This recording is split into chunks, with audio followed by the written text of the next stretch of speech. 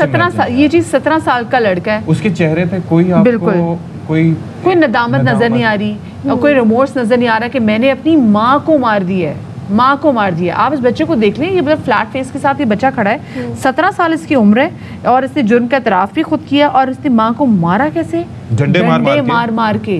अच्छा, अब हमें ज़रा बात करनी है बच्चों के हवाले से, क्योंकि देखिए सती आजकल मसला ये कि देखिए जब आपका मेरा बचपन था तो हमारे अम्मा अब्बा के पास ना अच्छा ठीक ठाक टाइम होता था, बिल्कुल ऐसे ही, ठीक है, हमारी नर्चरिंग में हमारे साथ टाइम स्पेंड करते थे, वो हमें डांटते भी थे और हम अपने माँ बाप की डांट कभी-कबार लगा भी देते थे, हाँ चमाटी भी लग जाती थी, चंबे भी करा दिया करती थी। आपको तो माशाल्लाह से फ्लाइंग चप्पल आंटी ने महारत हासिल की थी, मैट्रिक्स आपके घर में चलती थी। लेकिन सती उससे होता यह था कि उससे हम सीखते थे, हमारे दिल में एक जो खौफ था, एक खौफ ये था हमारे माँ बाप हमसे नाराज ना हो जाएं और फिर हम तमाम तर चीज़ें उनको देख के भी करते थे। तो हम बचपन से एक तरीके से जिम्मेदार और थोड़ी बहुत मैच्योर हो गए थे और माँ बाप की उस डांट से, उस मार से हम नफ्सियाती भी नहीं हुए। लेकिन आजकल का ज़माना सती ये है कि आज आप मतलब बचपन में नफ्सियाती नहीं हुए, शाउट कर दें, हाँ बड़े के नफ्सियाती हो जाए हालात की वजह से और बात है, लेकिन ये जो छोटे छोटे बच्चे हैं आप इन पर ज़रा सा शाउट कर दें या इनको टाइम ना दें तो हमारे बच्चे इस कदर क्रैंकी हो जाते हैं, लोग कहते हैं इनको नफ्सियात का इशू हो जाएगा, इनके जो कॉन्फिडेंस लेवल आप ख़राब कर देंगे ऊंचा बोल के या कोई भी या चपेट मार के एनीथिंग।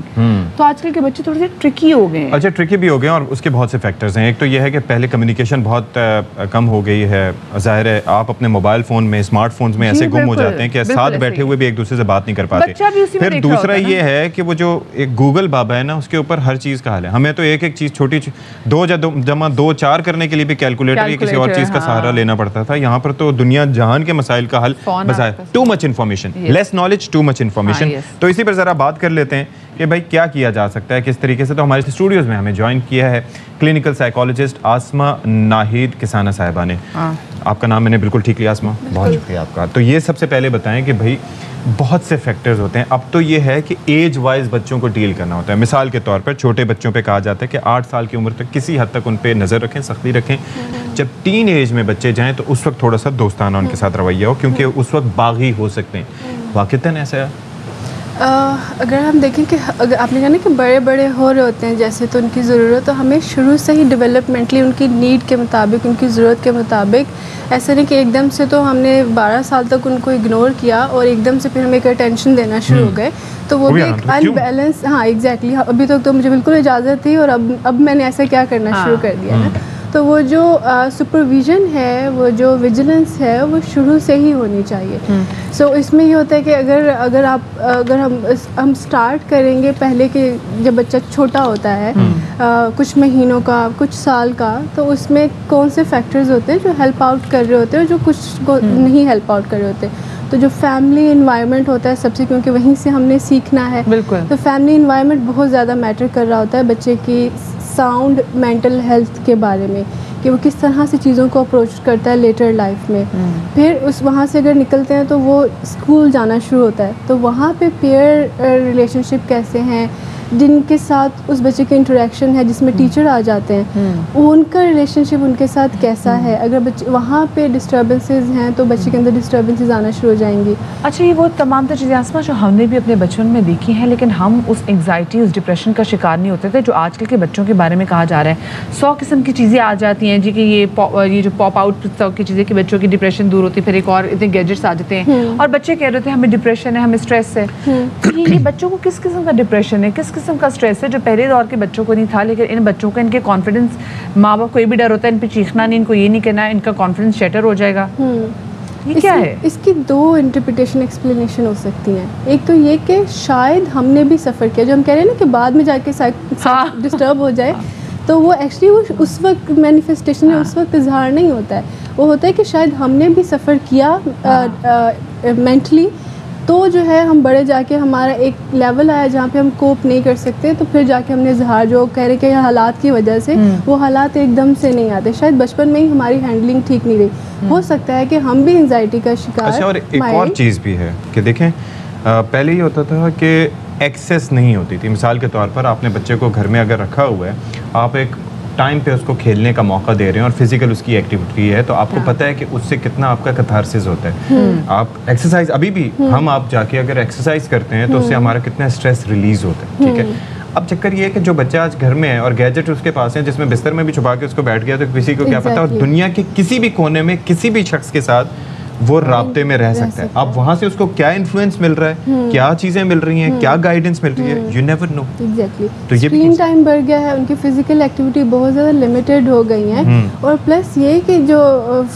मदीहा आपका जो था उसमें ये था कि आजकल पेरेंट्स भी बहुत प्रेशर में होते हैं कि हमें बहुत अच्छी पेरेंटिंग करनी है, ठीक है, हमें एक वेल प्रूवन पेरेंट की तरह से बिहेव करना है, तो जिसमें वो ओवरली पैम्परिंग और फ्रेंडशिप रोल में ज़्यादा और ज़्यादा हम इसलिए चाहते हैं ताकि दूसरे कहेंगे देखो कितना एग्जैक्टली अच्छा, वो भी sense of achievement. We just want to give दूसरों को ये इंप्रेशन दुनिया को कि हम बहुत फ्रेंडली है, बल्कि एक्चुअली बच्चों को पेरेंट की ज़रूरत होती है, बच्चों को फ्रेंड की ज़रूरत नहीं होती है। फ्रेंडशिप के लिए उनके बाहर का सर्कल मौजूद है। And there is a difference between being a friend and being friendly. Exactly, being a friend and becoming a friend themselves, ठीक है, तो वो उनके लिए उनके पास अपॉर्चुनिटीज़ हैं, बाहर पे वो अवेल कर लेंगे। आपको अपने रोल को वेल डिफाइन करना है कि आप पेरेंट हैं, पेरेंट का ये रोल होता है। जब मैं फ्रेंड बन जाऊंगी तो काफ़ी चीज़ों पे मैं उनको रिस्ट्रिक्ट नहीं कर सकूंगी और मैं अपनी बाउंड्रीज कंफ्यूज। ऑल्सो मेरे ख्याल से हम देखते हैं कि जब बच्चा एक सर्टेन प्यूबर्टी एज को हिट करता है तो उस वक्त बच्चा ना, लड़के जो हैं और लड़कियां दोनों ना बहुत बागी हो रही हैं, उनको छोटी छोटी सी डांट जो है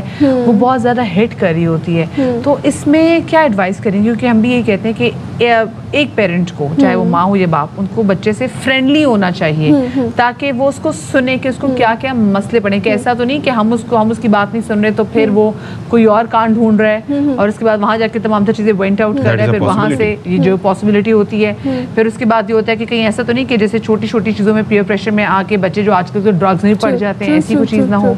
सो या इसमें ये कि आपको ऐसा इन्वायरमेंट घर में क्रिएट करना है कि जिसमें आप फ्रेंड रोल में टर्न होने के बजाय आप उनको कम्युनिकेशन का प्लेटफॉर्म दे रहे हैं। अच्छा, अभी आप ना, आज आपने खबर देखी होगी, एक बच्चे ने अपनी माँ को कत्ल कर दिया गुजरांवाला में कि मुझे ईद के कपड़े नए कपड़े क्यों नहीं दिलाए।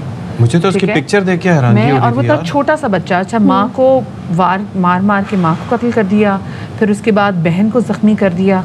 तो ये क्या नफ्सियात है बच्चों की। हमारे बच्चे इतने एग्रेसिव हो गए हैं। पबजी अगर माँ ने मना कर दिया कि नहीं खेलना तो बच्चे ने माँ को मार दिया है, और उसके बाद बच्चे पूरा प्लान भी कर रहे हैं कि हमने किस तरीके से इस कत्ल को छुपाना भी कैसे है। मतलब ये क्या है इसमें? ये है कि सॉरी मुझे उस इंसिडेंट का नहीं आइडिया, ये बिल्कुल आज भी हेडलाइन में जैसे आपने देखा कि ये होता है इमोशनल चैनलाइज करना, जो गुस्से का, फ्रस्ट्रेशन का, हम एक्सट्रीम गुस्से को एक्सपीरियंस करने, उसको हम चैनलाइज कैसे करें, उसको हम कोप कैसे करें। ठीक है, बच्चे बहुत हद तक सीख रहे होते हैं, जैसे मैंने कहा हमारे पेरेंट्स से। मुझे नहीं पता उसका बैकग्राउंड क्या है उस स्टोरी का, बट जो पेरेंट एक किसी भी स्ट्रेस में उनको पता है कि अगर तो वो बहुत ओवर रिएक्टिव होकर कर रहे हैं, तो बच्चे को भी पता है कि हाँ किसी भी गुस्से की सिचुएशन में मुझे ओवर रिएक्ट करना है, अपने गुस्से का इजहार करने के लिए मुझे ये तरीका अपनाना है। ठीक है, और अगर पेरेंट्स का है कि ये अप्रोच है पेरेंट की कि हाँ गुस्से का इजहार करना तो मैं किसी से बात कर लूँ, किसी से डिस्कस कर लूँ और अपनी फीलिंग्स का इजहार कर लूँ। एक और चीज़ें देखें, कुछ चीज़ें होती हैं जो हमें किसी भी जुर्म की इंतहा तक पहुँचने से रोकती हैं। देखिए, एक तो ये होता है कि किसी शख्स से हम महरूम हो सकते हैं, गुस्सा निकालना एक अलग चीज़ है, लेकिन कहीं ऐसे न लग जाए कि बंदा दुनिया से चला। दूसरा ये होता है कि ये फैक्टर कि अगर ऐसा होगा मैं पकड़ा जाऊँगा, मुझे सज़ा हो जाएगी। इन दोनों फैक्टर्स से ये बच्चे कैसे निकल जाते हैं? अच्छा, पबजी का मैंने इसके बारे में थोड़ी सी रिसर्च की ना कि ये ऐसा क्यों होता है। वो रीज़न ये है कि जो बच्चे खेलते आते हैं ना, तो 3 साल में जाके वो किसी सर्टेन लेवल तक उनका अकाउंट पहुंचता है। वहाँ से उसको अगर वो बेचना चाहें तो वो बिक भी सकता है। तो वो अचीवमेंट जब लूज कर देते हैं किसी भी तरीके से, तो फिर वो ऑल्सो एक एडिक्शन है ना, एडिक्शन है ना कि वो जो चीज़ नहीं मिल रही है मुझे एक टाइम पे, मुझे उस एडिक्शन को सेटिस्फाई करना है और वो उसके बाद फिर उसका लेवल बढ़ता जाएगा। उसको फिर अचीव करने के लिए, उसको सेटिस्फाई करने के लिए मैं किसी लेवल तक भी चला जाऊंगा। और प्लस ये कि उनको सिखाना, हम पेरेंटिंग मॉडलिंग कैसे कर सकते हैं कि हम उनको मॉडल कैसे करके दिखा सकते हैं कि आपको कौन सा हेल्दी तरीका सिर्फ एक सेकंड के लिए अगर वो बच्चे की तस्वीर हम दिखा सकें, हमने नेक्स्ट स्टोरी भी वो करनी बिल्कुल, तो वो बड़ा एक इम्पॉर्टेंट है, क्योंकि मैं उसकी शक्ल देख रहा हूँ और जो पुलिस वाले ज़ाहिर है कि फोटो सेशन उसके साथ कर रहे हैं, वो एक अलग चीज़ है। ये 17 साल का लड़का है, उसके चेहरे पे कोई आपको कोई नदामत नजर नहीं आ रही और कोई रिमोर्स नजर नहीं आ रहा कि मैंने अपनी माँ को मार दिया है, माँ को मार दिया। आप इस बच्चे को देख लें, ये मतलब फ्लैट फेस के साथ ये बच्चा खड़ा है, 17 साल इसकी उम्र है और इसने जुर्म का इतराफ भी खुद किया और इसने माँ को मारा कैसे? डंडे मार के। डंडे मार मार के इसने अपनी माँ को कत्ल कर दिया, ना सिर्फ माँ बल्कि जो बहन बचाने आ रही थी उस बहन को भी जख्मी कर दिया इसने। आप एक साइकोलॉजी देख के बाज़ाहिर लगता है आपको उसकी बॉडी लैंग्वेज से क्या लग रहा है अस्मा? अच्छा, आपने एक कॉन्सेप्ट सुना है बुलिंग का, कि बच्चों में बुलिंग जो होती है। अब कुछ बच्चे जो उनके अंदर एक टेंडेंसीज होती हैं कि वो कंडक्ट ऐसे बिहेवियर्स की तरफ चले जाते हैं जहाँ पे वो अपने दूसरों को नुकसान पहुँचा के दूसरों को हर्ट करके उनको प्लेजर मिलता है। लेकिन ये किस किस्म का प्लेजर है कि माँ मारती है, मतलब ये तो हम बुलिंग में भी नहीं कह सकते, लेकिन जो एक्सट्रीमिज्म आ गई समझ नहीं आती, उनकी कोई सेंसिटिविटी नहीं, वो फील नहीं कर रहे ना, किसी के पेन को फील नहीं कर रहे ना, ठीक है। और क्यों? क्योंकि और कुछ डिफरेंट रीजंस होती हैं। कभी वो खुद ऐसा हो सकता है कि वो बच्चा खुद एक्सपीरियंस हुआ होगा बुलिंग का, जब उसके साथ एक्सपीरियंस होगा कि किसी ने मेरे ऊपर तरस नहीं खाया, मैं कैसे किसी के ऊपर किसी चाहे वो you never know भाई। खैर अब इसकी अपडेट भी लेंगे इस केस की कि ये वाकया कैसे पेश आया, लेकिन अभी छोटी सी क्लियर हमारे साथ रहेगा। थैंक यू सो मच अस्मा आपका।